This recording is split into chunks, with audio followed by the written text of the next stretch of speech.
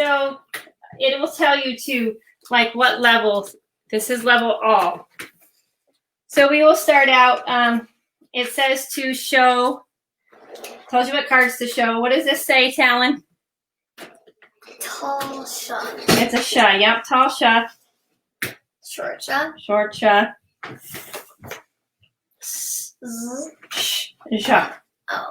So, what's the difference between them? Besides the spelling? The vocal thingy. One is voiced and one is unvoiced. Which one is unvoiced? Sha. Sha. And they teach you that at the beginning. What's similar between all these phonograms? They all say sha. They all end in an I. And then what she already knows, like you'll tell them that this is the tall sha because the T is tall. This is the short sha because it's shorter. And this is the sha, za. So then you just kind of go through that. The next one is advanced phonogram. So this would be level C. And I would show her. Did it all fall out? Oh, here it is. I would show her this phonogram. Does this remind you of the ones you just learned, the TI, CI, and SI? Mm-hmm. So this, what do you think it will say?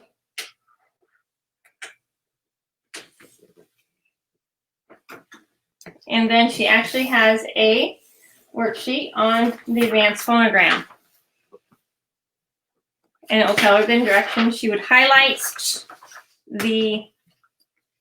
where it says XI at and read that word. The man speaking was so obnoxious. Obnoxious. I really like that. So what does it say? Right? I like behind it. And she'd go over that. She would do the worksheet. Then you go into the phonogram flashcards. You would drill with all the flashcards, which we won't do for sake of time. And then you get phonogram tiles. So this is spelling rules. So we'll go over the spelling rules of SH, CH, TI, CI, and SI. So she knows that all these ones say what? What do these all have in common? Sha. Sha. They all are a form of sha. And then you could say the SH spelling. Then you could go to the rule 18. And it'll tell you like what rules you need and what cards you need at the side with the color codings. SH spells sh at the beginning of a base word and at the end of a syllable. Sh. SH never spells sh at the beginning of any syllable after the first one, except for the ending ship. Right. The rule lists the 3 places sh is used. What is the first one? At the beginning of a base word, right? So you would, examples that you could write on the board would be shock, shine, sheep. Choose one word which begins with sh and write it in the phonogram. So then she could write it with her tiles. The second place SH is used according to the rule is at the end of any syllable. Examples would be what? No, at the end. Oh. Like fish. And then she could do friendship and sportsmanship, leadership for the next rule. Are these words nouns, adjectives, verbs, or adverbs? The friendship, the sportsmanship, the leadership. They are all what? Nouns. Yep. And so it kind of goes through that. And then it gives her a worksheet.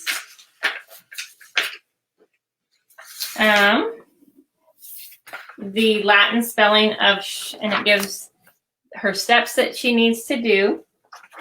And so she can work through that. And usually I have a marker board that I write on. I use the marker board a lot for that. And then exploring sounds is the next part. You would show the SI phonogram again. And then she would have a next sheet doing the voiced SI. And then the next one would be a vocabulary development, where she is doing the sh sounds. And then she would do, and this is an option. I think I put it away. There's essential reader books that they would complete, like the pre-reading and essential readings. And I have this all broke up. I don't do this all in one day. So Monday would be what we just went over. Then the essential reader would be on Tuesday. And then building words would be on Wednesday. We would play speed bingo. I would dictate a bunch of phonograms. They would choose which ones they'd want to put on their bingo sheets. Here's their bingo sheet. And then we would do a speed bingo. And her brother would do this with her because they're at the same level. Then we would do spelling rules. T-I, C-I, and S-I are used only at the beginning of any syllable after the first one. And then the spelling rule 18 that we just read to you. And then they have a spelling journal where they will spell the different spellings of SH, of the sh sounds in there. And that has, let's see, Wednesday, we skip Thursday, and Friday, we actually do a writing program. And then back to essential readers for Monday. And then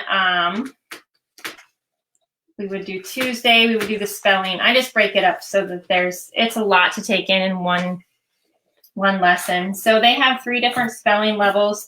They have an A, which has words like physician, rescue. And then they have a level B, divide, pollution. And it tells you all how to sound them out and maybe the rules that go with them. We have came across very few exceptions. One exception would be like the English words don't end in I, U, V, or J. Well, then you have the word I and U. What's the rule on that?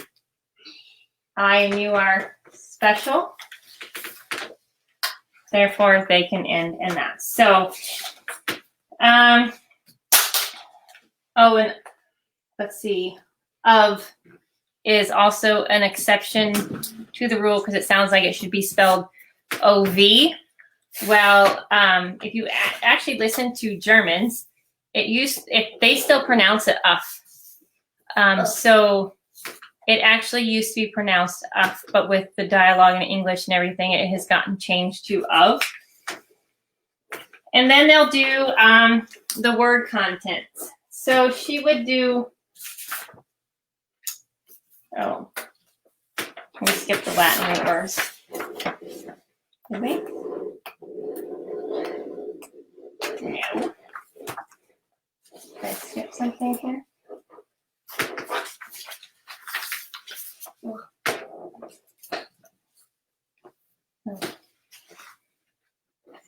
Oh, this would be, because she would just do it on notepad paper. So I would read these phonograms to her and she'd have to write them down.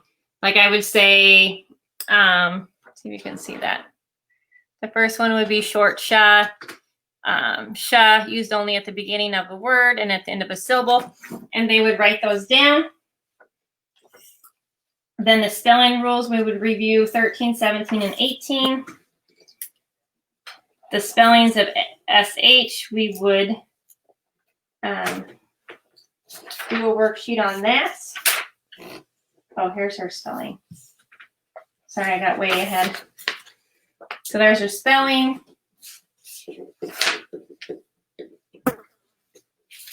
Here's more of the spelling.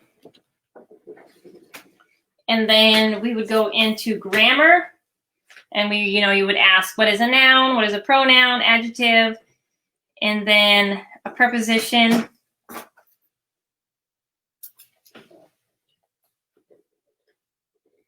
So, is that on here? Page 36. And then she would, her spelling list. So on her spelling list, that's what they would write down whatever level they were on their spelling words. And then they'd have to find out what parts of speech they were. If it was, even like, rescue was one of the spelling words for level A. It's a verb and it's an adjective. So they would write that, and then they would write the plural or past tense form of it. If it was a noun, they would write the plural form and etc. And then they go into helping verbs, and you show the grammar card 3.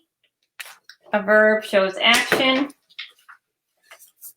And then the helping verb flashcard then always has examples on the back. And you just discuss what they say, and then you do a worksheet, page 38. The worksheets got out of place. Did you take them? Mm-hmm. So here's the worksheet that you would use.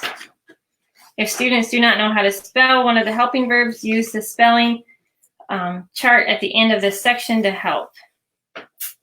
So the first column under B, write am, is, are, was, were, be, being, and been. In the second column under have, write have, has, and had. And in the column of do, write do, does, and did. How are all helping verbs in the first column?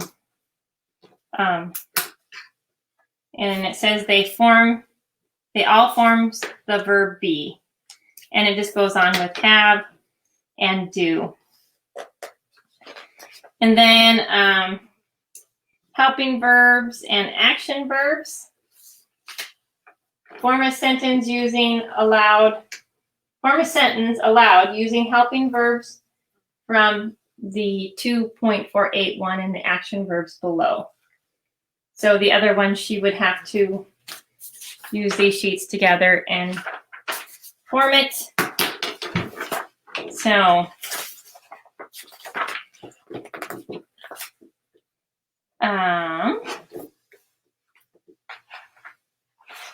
then we go over some more verb tenses and show the different cards again. And then identifying parts of speech. This is their favorite part, right, Talon? So they have a level A, a level B, and a level C. No. So we would work through this together. The first sentence says, the police safely rescued 12 cyclists from the flooded road. So we would work through this like this. Who rescued? Talon? Police. Police. So police would be what? A subject noun. A subject noun, right. What is being said about the police? Rescued. They rescued. So rescued is your verb. Which police? The is your it starts with an A. Article. Adjective, right? How did they rescue? Safely. Safely would be your adverb. So it was an ADV. ADV, yep. Whom did they rescue? Citizens. No. 12. Look at your, not citizens, what is that word? 12. Cyclist. Cyclist. So cyclist is what? Your, can you remember? Object of the preposition. No, we're not doing object of the preposition yet. Direct object. Direct object, right. What kind of verb is rescued? Transverb. Transitive verb, right. How many cyclists? 12. 12. So 12 is what? Describing the direct object. So that would be adjective. Okay, what is the word from? A conjunction. No, you know this one. You just said it, and I said not yet. From? The object of Just a preposition, right. And the from what? Road. Road, so that is the Object of the preposition. object of the preposition. What kind of road? Flooded. Flooded is your? Direct. No. Adjective. Adjective. We haven't done these for a while. We've been on summer break. I love it. So you put parentheses around what?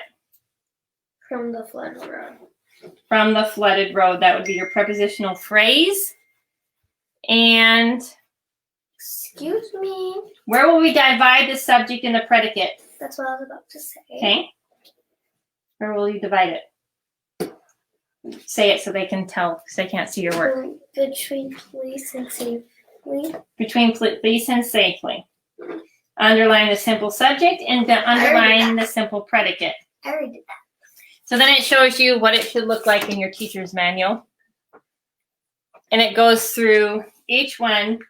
And then the level B and C, it depends on what level, they'll kind of go through it on their own. And then we'll do a dictation with their spelling words. They just have to write a couple sentences using their spelling words that they did before. And then and then you'll go back to essential reader. And then words in action. You'll do phonogram practice, spelling, grammar, look at root games, vocabulary. You're going to use 2, 2, and 2. Write them all on the board and distinguish the difference between them. And then they have different levels of vocabulary. So level A, you're going to do contractions and a contraction game. And then this is where they start learning their Latin words. So like the level B would be un, and so they would learn the meaning of that. It's just a noun suffix. And then level C vocabulary, it gets into words like vice, clod, and then the un and all that. And so it means, it teaches like vice or vide means to see. So it goes through that, and that would be a level C. Sorry, my 2-year-old, my 3-year-old, he's 3 now. Are you 3 now? He's back. Okay, here. Yep, come here. Put your clothes on. Okay. What? Okay. What? Nothing. And then you do some more dictation, writing strong sentences, and this just teaches them if we only wrote sentences which were made up of a subject and a verb, it would be boring and choppy. Boys run, girls swim, the play. To make writing more interesting, writers use a variety of tools. What are some tools that writers use to add more information to the sentence? Adjective, adverbs, prepositional phrases, and conjunctions. And so you would write all those on the board, and you can work in a group and give more detail about each sentence, and they would write a strong sentence. Children play. So then a kid would add happy children play. The next person would add something, happy children play in the park. And you need to add an adverb. Happy children play noisily in the park. And so it just kind of goes on, add a prepositional phrase, add an adjective, and then they go back to the essential reader, and then check your understanding is a review of everything that they do. It's kind of like our test. So they'll have all their phonograms, the ones that we have learned recently, plus others. And then their spelling rules, they've learned their grammar rules, and those are all on sheets. And then they'll have their dictation and usually their spelling test. And that's about it and so it does take us a long time since we did break it down so much in each lesson to get through it. We usually just like to break it down in smaller chunks. I didn't do it the first year and it was not fun for anybody. So this program, she started in kindergarten with the foundations. She finished foundations A and B halfway, in a half of year. She went right into essentials. She did all the levels. And then after that, we kind of toned it down quite a bit. But at the beginning of 3rd grade, she did test at a 6th grade level with language arts. And she is a better speller than her mama. Aren't ya? So, thanks for watching. If you guys have any questions or want to look at anything, just let me know. And I can get those answered for you. See ya. Bye.